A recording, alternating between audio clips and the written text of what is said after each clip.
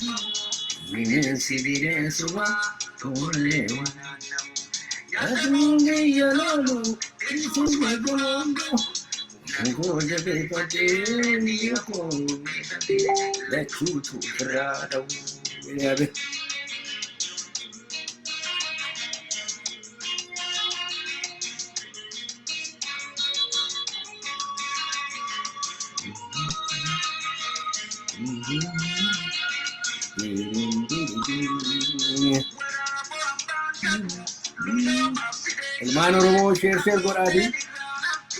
Mee haala amma jiru kana haala deemaa jiru kana suuta jennee caqasuu yaalla. Anis immoo yaada koo darbachuun barbaade yeroo dheeraadhaaf biizii ta'ee dhufuu dadhabe garuu har'aa yeroo xiqqoo ishee argadheedhanii mee waan ani qabu darbadhaa jedheedhan yaada mataa kooti haala yeroo irratti yeroo gabaabduudhaa fi hamma danda'ame gabaabseedhanii ibsuu yaala jedhee yaada. Kanammoo gaa kuni ana duwwaa mini hundumti keenya waan wal gargaarree yaada kana babal'isuun nurra jiru yaada kana guddisuun nurra jiru kanaafi meegaa dhaggeeffadhaan jedha.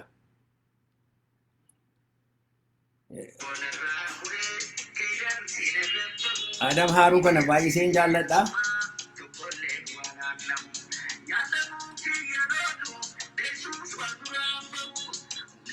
Natin bilbilinaa maaloo. Ofirraa dha'uu lamaan ishee ofirraa dhaa'edha be. Adam Haaruu kun baay'ee nama jabaa ture. Akka ishee walii galtee nutti dhuftu beeka Adam Haaruu. Adam Haaruutiin hin jalqaba yeroo hundumaa Adam Haaruu nan jaalladhan. Mana hidhaattis sagalee isaa dhaga'an ture kanaafadha.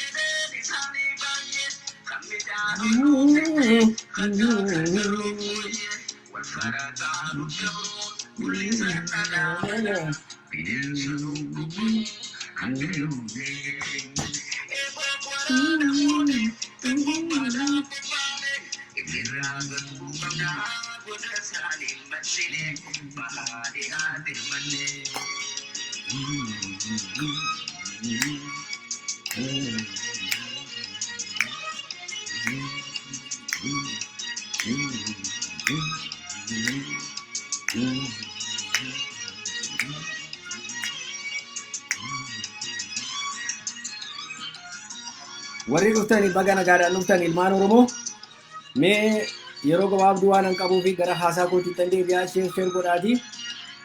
Baga nagaadhaan dhuftanii isin jaalladhaa fayyaataa warri dhuftanii galata guddaa qabdu amma gara haasaa kootiitti deebi'aa jechuudha. Amma kanini har'a kanini haasoo barbaade haala yeroo irratti haalli yeroo kuni maaltu deemaa jira isa jedhu maaltu deemaa jira biyya keenya keessatti. Biyyi keenya baay'ee haala nama sodaachisudha.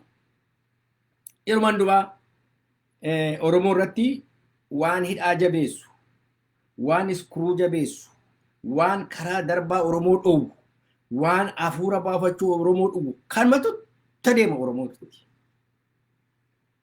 Kana warri argani in argu, warri hin agarre immoo hurrii keessa deemu, qaqqabataadhaan deemu, dukkana keessa deemu.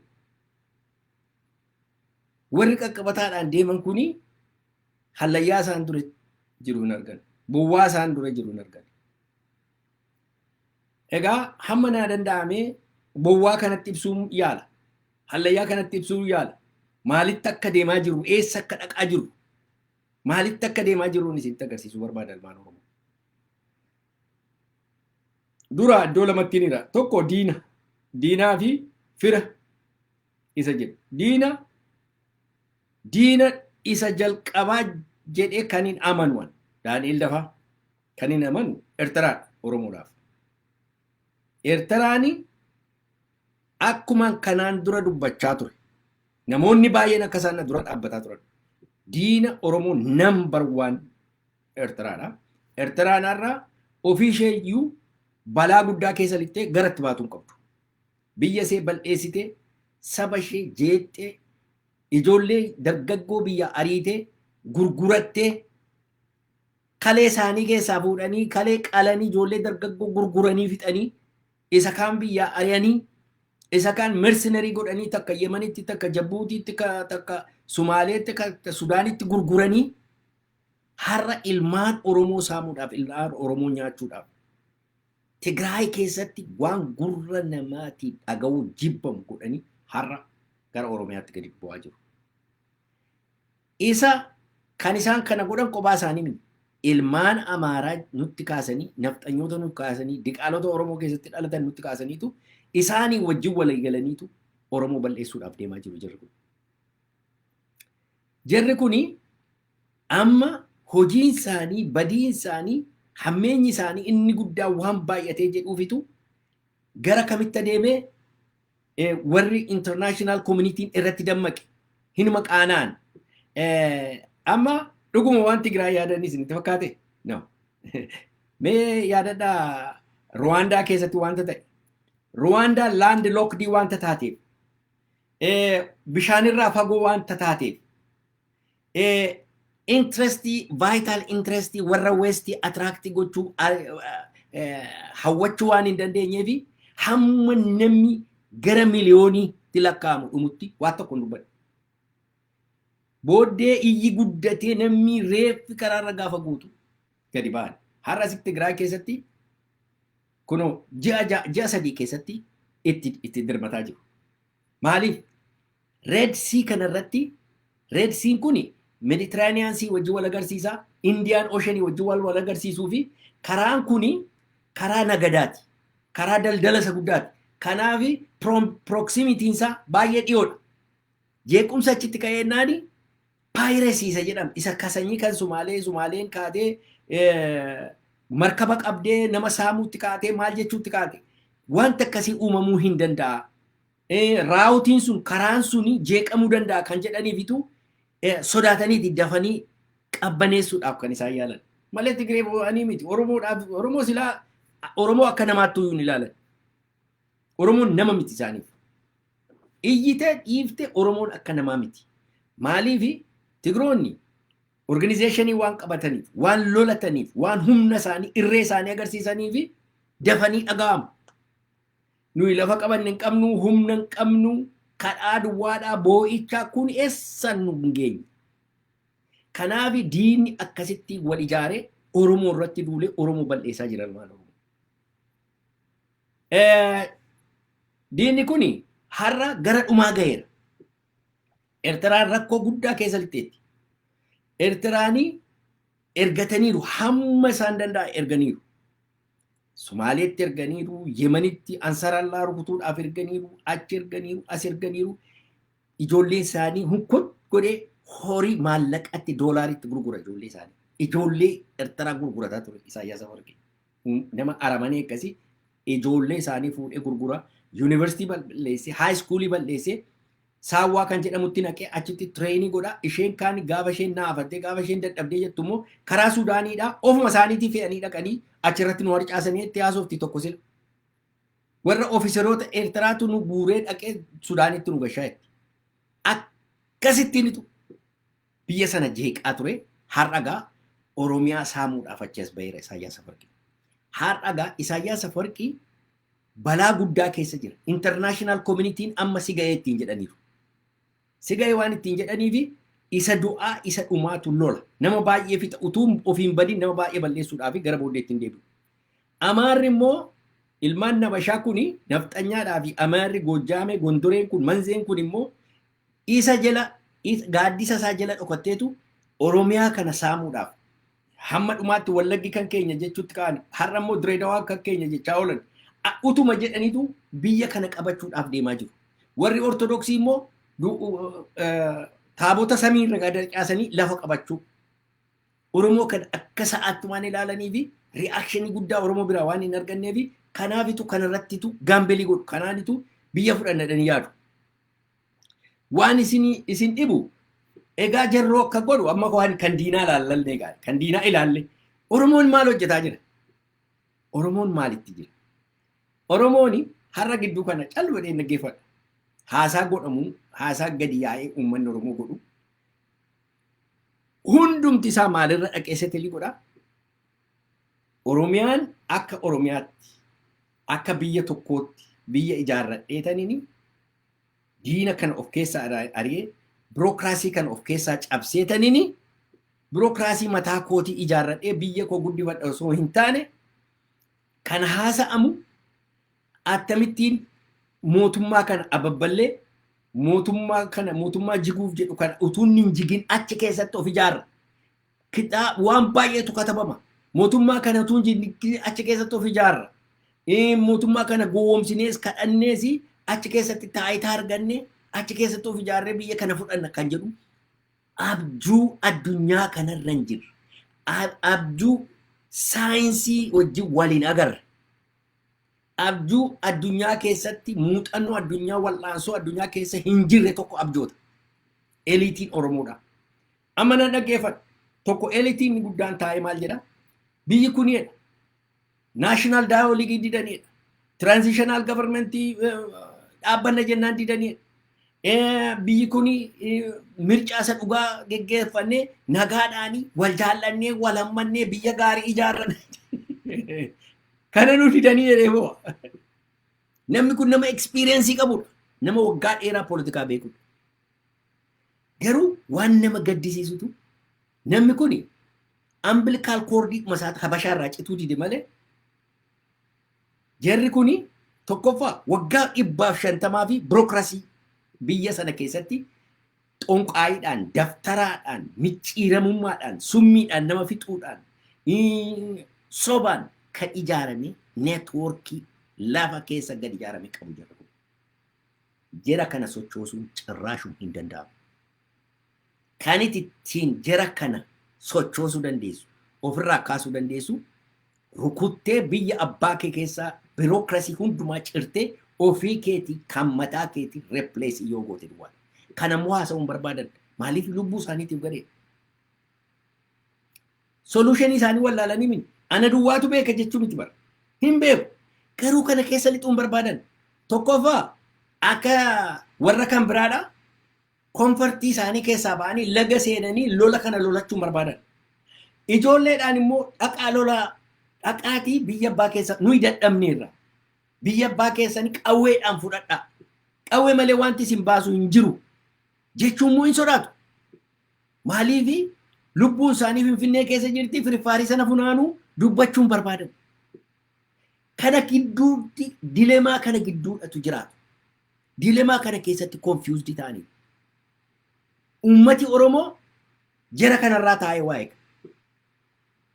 Ummati Oromoo tokkoffaa wanti hamaan ummata Oromoo keessa jiru dhaaban qabu ummata Oromoo. Dhaabi jiru kuni asiifachi harca'ee inni jiru kuni hundumtuu inni kaan araara eegaa, inni kaan Ameerikaa eegaa, inni kaan tiraanzishinaal gaavarmentiitu dhufee jedhee eegaa, inni kaan maaloo dhufa, inni kaan samiirraa yookiin karaa Mahammadii waa gadi nu harcaa yoo karaa Yesuus Kiristoos waa gadi nu harcaa jedhee kan eeggatu duwwaadha. Waan akkasii hin jiru poolitikaa biyya sanaa keessatti. Biyya third world keessatti tolaan waa argachuun hin jiru ilmaan Oromoo. Jaallannis jibbinis dhiiguun nurra jira. Isa immoo dhaquun barbaadu. Ijoolleen har'a loltu jirti. Karaa itti agarsiisnee dhaaba seenterii tokko kan ta'e, neervi seenterii isaa tokko kan ta'e, kan namni hundumtuu qooda keessatti fudhatu. Bahaa dhiyaa, kaabaa kibbaa, Oromoon akka jirutti kan inni qooda keessatti fudhatu. Warra daldaltoota, warra hattuu, warra sobduu, warra gantuu kan utuu hin taane, warri dhugaadhaaf sabboontonni Oromoodhaaf yaadan, Oromiyaa ijjeeruuf barbaadan, kan keessatti qooda fudhatan dafan atattamaan ijaaramee achi as bahu taanaan Oromoon ammas jarri Abiifaa kun yoo kufanii ammas Amaaratu fudhata. Taana ilaala.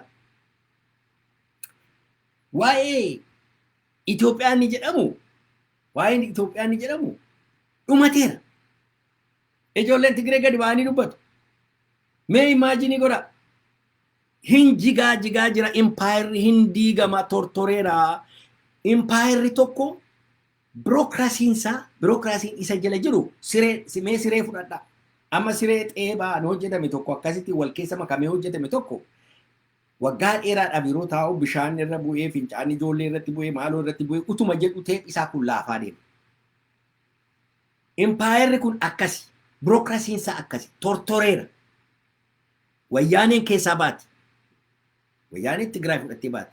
Affaartu ittaan gumustu ittaan hinuma ciccirama birookiraasii utuun jaallatin. Nuyi akka Oromootti kana dafnee aksilereetii gochuu akka inni dafee jigu akka inni dafee ciccitu gochuudha moo dudda keenya irratti teephi kun akka inni deebi'ee walitti hodhamu gochuudha hojiin keenya. Mee taa'aa ilaalaa ilmaan Oromoo. Ani kan hin barbaadu teepha kana cicciruu faasii fudhatanii saanjaa fudhatanii cicciranii lafatti gadi ishee gashuudha kan hin barbaadu.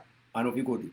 Ijoolleen dargaggoonis kan isin hojjechuun irra jirtan egeree keessaniif egeree biyya abbaa keessaniitiif birookiraasii kana isa ijjeerame isa nurratti ijjeerame kana ciccirtanii keessaa Oromiyaa ishee jettu akka isheen daraartu gochuu danda'u. Kana kan nu baasu. Mee har'a laala. Utuu Oromoon jabaadha ta'eera ta'e. Utuu Oromoon dhaaba jabaa qaba ta'e. Mee har'a taa'aati ilaalaa Oromaan Oromoo. Dambidolloo keessatti akkasittiin mucaa wal'aalaa ajjeesanii fayyaa galu. Biyya sana keessatti sabboonaa kan jedhan hunduma isaanii guuraatti hidhanii guuranii hidhaatti naqanii Iskindir jedhamu naftanyaa ilma Habashaa tokko gadi baasanii mircaa keessatti qooda fudhatu. Lamee ilaala kanumallee ilaala waanuma xixiqqoon isinii fida. Hammamtuu fi hammam Oromoorraa. Oromoon miifii tokko ijjeeree ofii hurrii tokko ofitti marsee jira. Oromoon hurriin ofitti marsee nu sodaatu. Baay'ina keenyaaf nu sodaatu. Oromoo sodaatu kan jedhu waan hin jirre miifii tokkotu jira. Namni si sodaatu jiru. Nama si sodaatutu mucaa kee haadha manaa kee si biratti gudeedha. Nama si sodaatutu haadha kee ajjeesee dhaqee irra taa'e siin jedha. Nama si sodaatutu karaarra ari'ee si qalaa. Nama si sodaatutu callee keessatti gullisoo keessatti innaangoo keessatti dhaqee gujii keessatti shawaa kaabaa keessatti ijoollee lafarra gototee haadhaa fi intala wal bira ciibsee gudeedha. Santima tokkotti sin bidan. Nama miti ati isaaniif. Nama miti kan of sodaachisuun sirra jiru. Kan of kabachiisuun sirra jiru. Namni na kabaja jetteetu yaadiin situ of kabachiisa. Humna barbaaddi nafxanyaan. Habashaan humna barbaaddi. Humnaan kabajamta malee imagination hin jirre tokko abjuu tokko naannaa keetti jeerte nu sodaatu inni jedhamu soba dubbitu namni si sodaatu hin jiru. Kana dhiisuutu barbaachisa. Kana irraanfachuu barbaachisa. Kan biraan immoo ala kana kan kataban immoo jiru. Isaan isa hojjetas nun isin hojjenna. Isaan warri isaan jedhan eenyu fa'a beektu biltsiginnaadhaan jedhu. Har'a warra biyya keessatti galee warra daldaltoota warra firfaarii funaanu kan isaaniin jechaa jiru. Isaan hojjetan warri jedhanii biltsiginnaan isa hojjetu. Nus immoo addanaa hojjenna. Maal jechuudha biltsiginnaan isa hojjetu isaan isa hojjetu nus hin hojjennaa jechuudha. Wal duran dhaabannu biltsiginnaan Amaara. Itoophiyaa tokkoomte sana ijaaruu barbaada. Itoophiyaa tokkoomte sana fiduu barbaada. Okay, isa kamtu har'a ati ala kanaati nan hojjedhaati isaan isa hojjetan yeroo jettu isaan qawwee qabu matirayyeesii qabu aayiroopilaanii qabu wattaaddara ijaarame qabu isaantu si mo'a. Kana jechuun hin sobin namicho kan itti jechaa jirtu isaaniif hojjetaa jirtaatis. Isaan isa hojjetu nus hin hojjenna wal jala dhaabannu ni jettu soba. Isaan waaf hojjetaa jirtaatis. Kan biraa miti wanti mooraalii namaa cabsu wanti nama qaanfachiisu nama Oromoodhaaf hin lolaatu ture Oromoodhaaf hin du'e nama jedhutu biyyatti galee har'a biltsiginnaadhaaf filaa jedhee asii fachi deemee laallaba. Shame. Excusing isaanii immoo maal? Wayyaaneen jabaataa jirti kanaaf biltsiginnaa wajjin dhaabannaa siin jedha. Utuu beekteetii wayyaaneedha kan ati wajjin dhaabachuun irratti. Amma si'a baay'ee yeroon gara booddeetti galagalee laala. Yeroo naayinii tuusan amma utuu ila mee yaada gara booddeetti siin deebisaati mee yaadadhaa warri jabana sana turtan. Ammatu yeroo sana wayyaaneen adda bilisummaa Oromoo warra har'a biyyatti galee keessumatti warra hoogganoota Sudaanii ture har'a biyya keessatti galee jara kanaa wajjin hojjetu hin ariine ta'e maaltu ta'a jedhee yaada taa'e. Mee ilaala almaan Oromoo warri sabboontoti Abbooma Afaanii Gadaa Gammadaa fa'aa Mamarsaa Barii fa'aa kun Baaroo Tumsaa fa'aa Moohee Abdoo fa'aa maaloo kun shira isaan hojjetanii dhuman.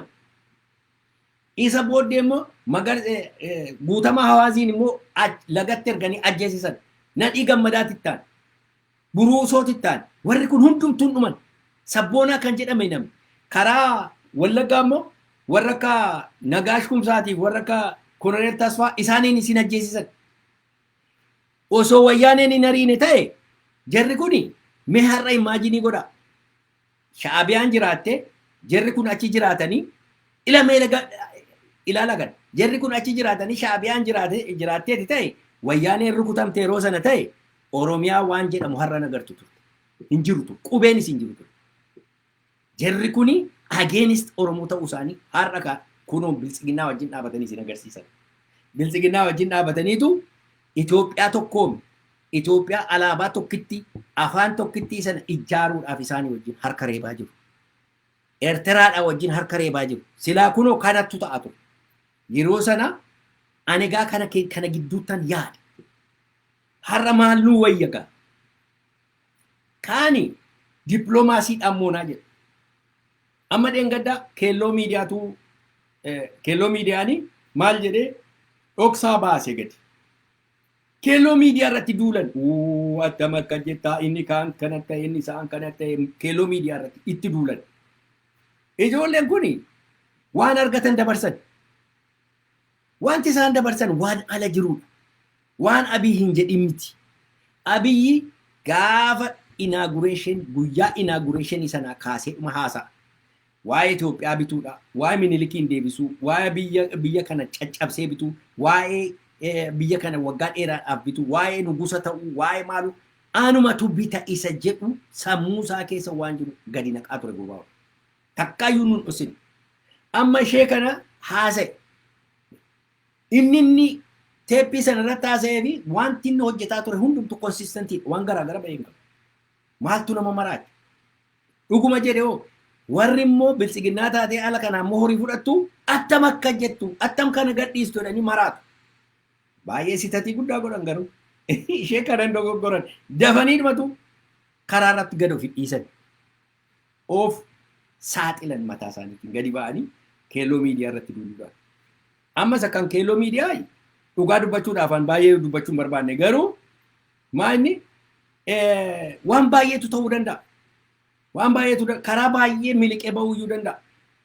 Gaafgaafi namoonni tokko ofii isaaniitii iyyuu gadhiisanii ofii isaatiiyyuu basaasa isaatiin ergeera ta'a Abiy. Maaliif akka namni namaa baru waggaa 10 akka qophaa'aa jiru uummati kun kan biraa akka yaadne Abiyyiin hin galagalchine jedhanii yaaduun hin danda'amu innoo waggaa 10 qophaa'eera akka jiru akka saayikooloojikaalii namni internalaayizii godhuufis gadhiisuu danda'a namichi.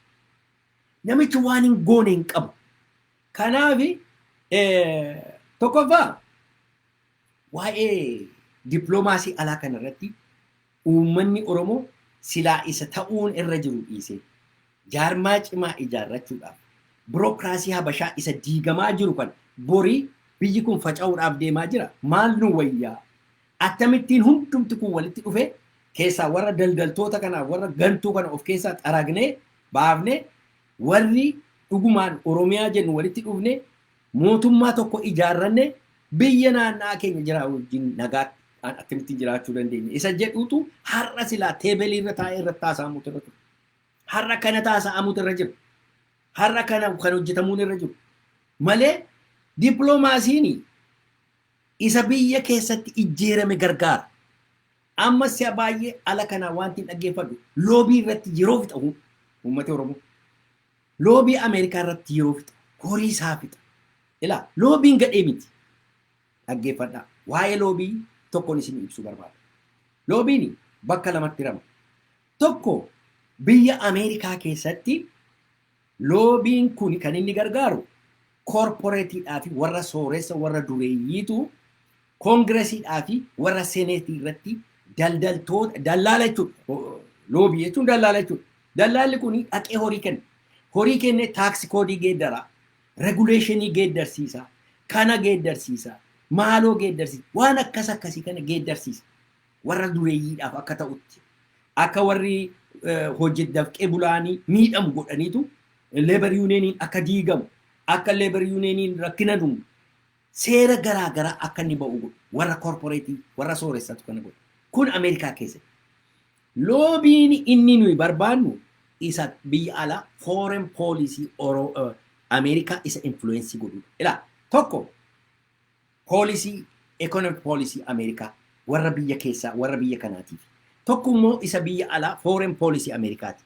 Loobiin iddoo lamatti lama ilmaan Oromoo. Loobiin inni nuyi jennu inni kan Ameerikaa inni kan foreign policy kan alaayi loobii inni suni gooftaa koo kan inni hojjetu American national interest wajjin consistency ta'uutu irra. American national interest wajjin walammachuutu irra. Consistency ta'uutu irra jira. American vital national interest biliyoonii tokko dhangalaaftee American national interest wajjin hin deemu taanaan loobiin gatii qaba. Hin deema taanaan immoo Amerikaan iyyuu ofii isaatiin si barbaada. Loobii iyyuu si barbaachisu. Hamma tokko of dhageessisuu lafu homaan jiru gurra keessa buusu. Waan tokko wanti Oromoon hin beekne tokko kan na gaddisiisu Ameerikaanonni keezii Oromoo maybe nu caalaa beeku. Karaa ambaasaaddoroota isaanii, karaa FBI, karaa CIA, karaa international organizations, karaa Peace Corps. Warra akkasii kana information gaazeerii gochaa oolu biyya lafarra. Akka gaariitti wanta nuyi taane beeku. Meeqa dhaqaati Wikileaks kan jedhamu tana dubbisaa. Tokko tokkoon waan Oromoon ta'e beeku. Wal dhaalanii miti. Garuu vital national interest Oromoo Ameerikaa kan influence gochuu dandeenya. Forsi cimaa taanee nuyi biyya sana keessatti mul'anne jarri kuni Oromoon biyya sana qabatee Horn of Afrikaa qabatee jennaani baduu keenya jedhanii nu barbaadu. Sadarkaa sana geenyerraa hin geenye. Hoomworkiin keenya kan ta'uun irra ture. Hoomworkii jaarmaati. Of ijaaruudha. Biyya qabachuudha. Biyya keenya irree keenyaan mirkaneessuudha. Isa booddee vital national interest Ameerikaatu qaba. Isa booddee dhufanii isaantu nu barbaada. Nu miti kan isaan barbaadu. Akkuma jedhe Red Sea Coast Horn of Afrikaatti waan dhiyaannuufi utuun jaallatiin dhufanii nu barbaadu.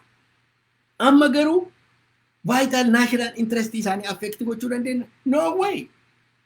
Sadarkaa sana achittuu dhiyaanne nu. Kanaaf iyyine dhiifne loobiin foreign policy influence gochuudhaafi ofii keenya dura hoomworkii keenya hojjennee dhiyaachuutu nurra jira. Ofii keenya of beekuun nurra jira. Of ijaaruun nurra jira. Biyya qabachuun nurra jira. Lafa qabachuun nurra jira. Isa booddee Ameerikaani yooduma nu bira dhufeyyuu jarri kun nan qaanessan gara fuulduraatti. Yoo ati lafa isaan eegan hin jirtu ta'e homaa gatii qabu. Waa'ee loobii mee Palestiiniyaan si ilaala. Biliyoonersiidha Ameerikaa keessa kan guute. Miliyoonota guute Palestiiniyaan Ameerikaa keessa. Addunyaa kanarra kan faca'anii jiran, kan bizinesii qaban, kan professoronni, doktoronni, miliyoonii loobii warra akka Hanaan Asharaawwiitii fi akka Nabiilfaa loobii meeqa bitanii birrii meeqa dhangalaasanii Palestiiniyaanii inchi tokko muufii godhaniiru.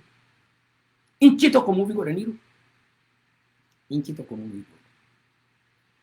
Ati addanaa yerooti loobii bittu horii kee kana fuudhanii dhaqaniitu akkaaxaarii bitatu.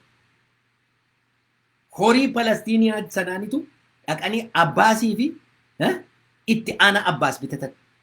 Fattaa. Isaaniin bitatan isaanumatu warruma wallaansoo qabutu isaanii fakkaatan achi keessaa hoduu isaanii dabarsa.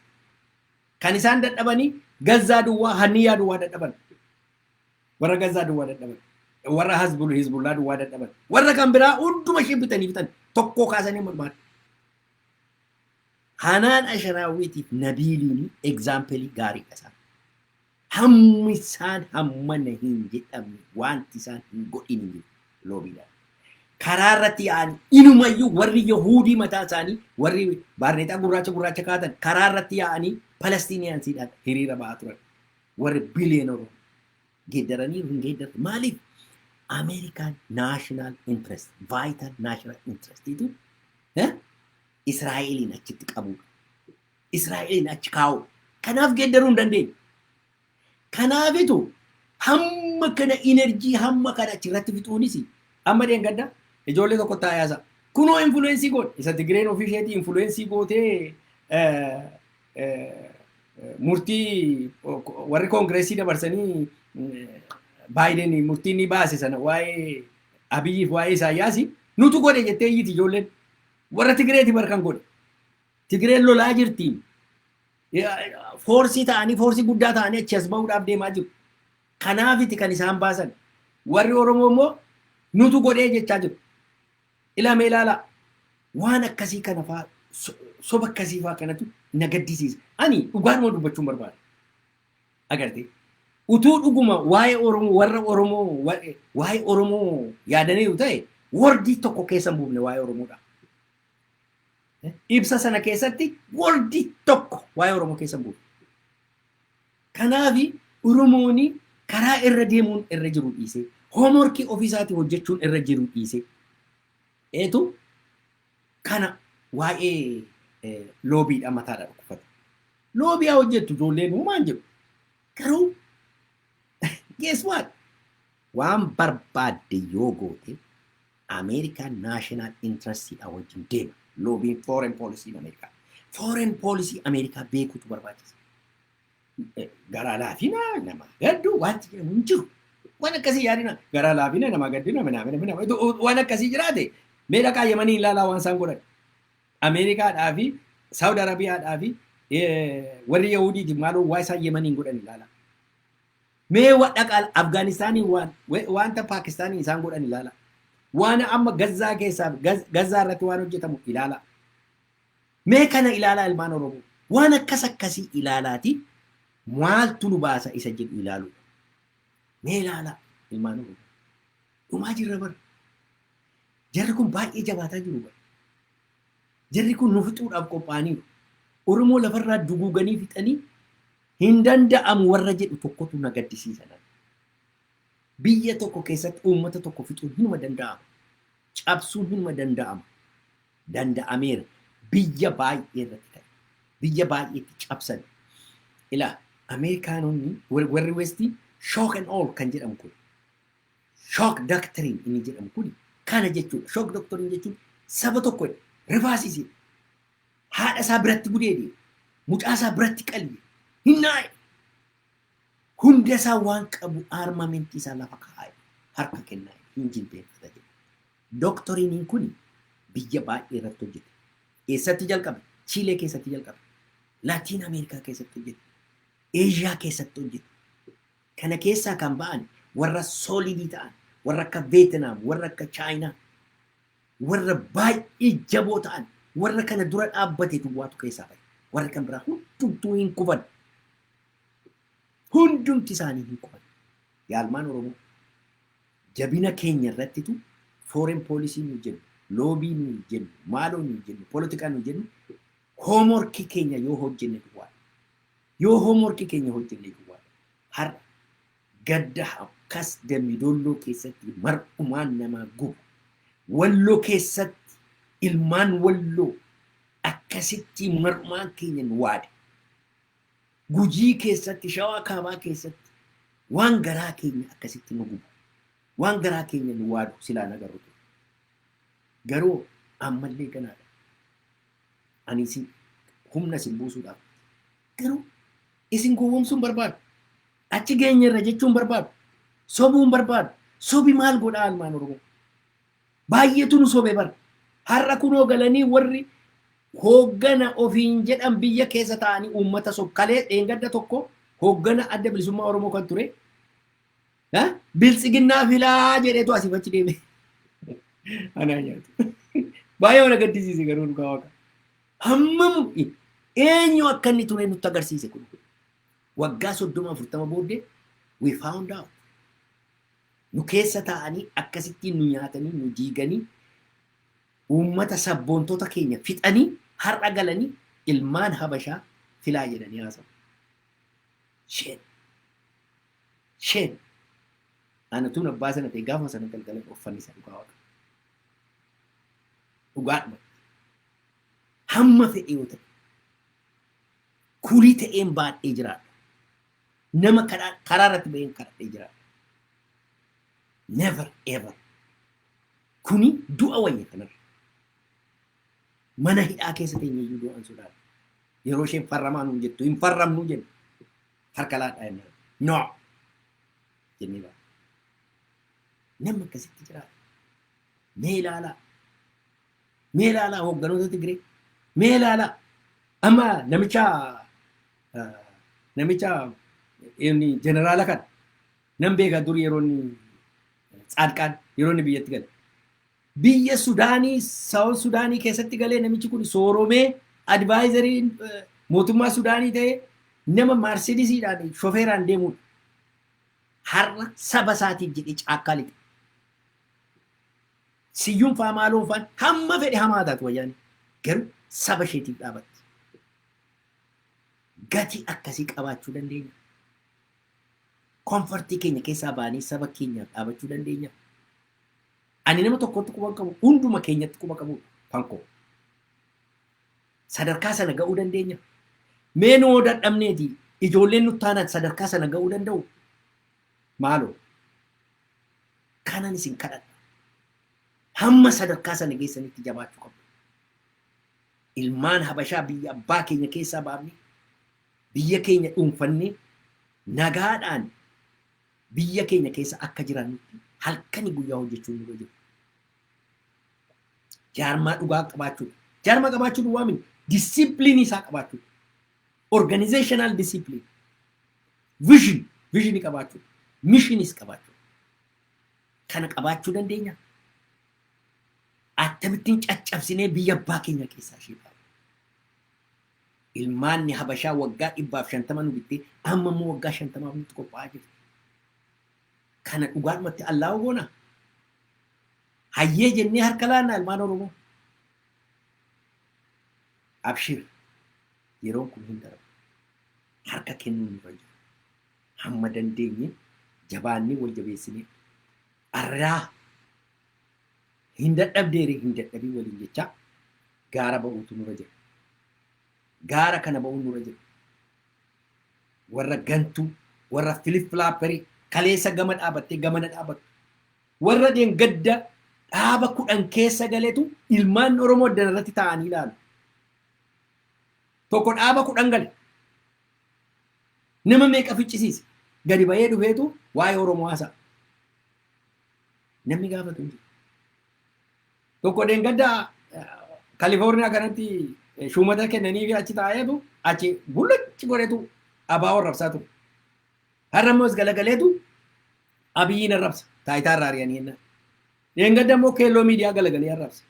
Warra Filiip Laapparii warra qilleensa qabu sooliin ishee keessaa ba'e cumaan ishee keessaa yaa'ee dhufe. Warra akkasii kanatu kashalabboota akkasii kanatu uummata Oromoo gowwoomsaa jira. Yaa uummata Oromoo hin gowwoomin. Mootummaa kana keessattis of ijaaruu hin dandeessu.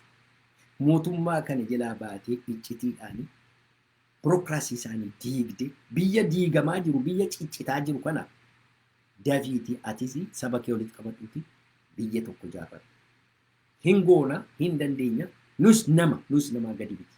Kanarratti jabaannee hojjennu galatooma Waaqayyo isin haa eebbisu isinin jaalladhaa sheer godha.